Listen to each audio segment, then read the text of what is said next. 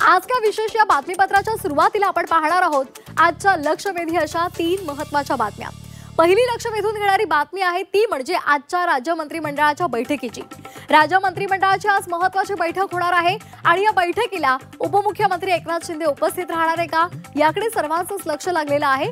कारण सलग 2 आठवडे कॅबिनेटला एकनाथ शिंदेंनी दांडी मारलेली आहे। आज दुपारी 12 वाजता मंत्रालयामध्ये ही बैठक होणार आहे, त्यामुळे या बैठकीकडे सर्वांचंच लक्ष लागलेलं आहे।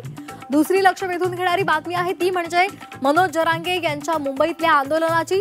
मनोज जरांगे यांच्या मुंबईमधल्या आंदोलनासाठी सरकार आता त्यांच्याकडे फक्त 1 दिवसाचा अल्टिमेटम राहिलेला आहे, त्यामुळे मुख्यमंत्री देवेंद्र फडणवीस काय निर्णय घेतात याकडे सुद्धा सर्वांचं लक्ष लागलंय।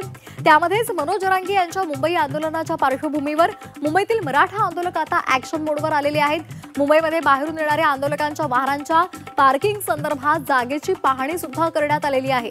मराठा समाजाच्या मुंबईतील शिष्टमंडळानं पोलीस अधिकाऱ्यांसह समन्वयानं ही पाहणी केली, त्यामुळे याकडे सुद्धा आपलं लक्ष असणार आहे, त्याची सुद्धा अधिकची माहिती आपण जाणून घेणार आहोत।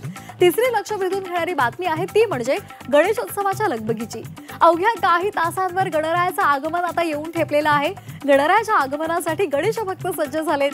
गणरायाच्या पाहुणचारात काहीही कमी पडू नये यासाठी सर्वांचीच लगबग आपल्याला पाहायला मिळते।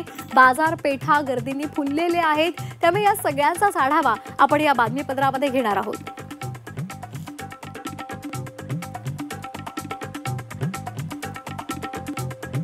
तर या 3 आजच्या महत्त्वाच्या घडामोडी आहेत।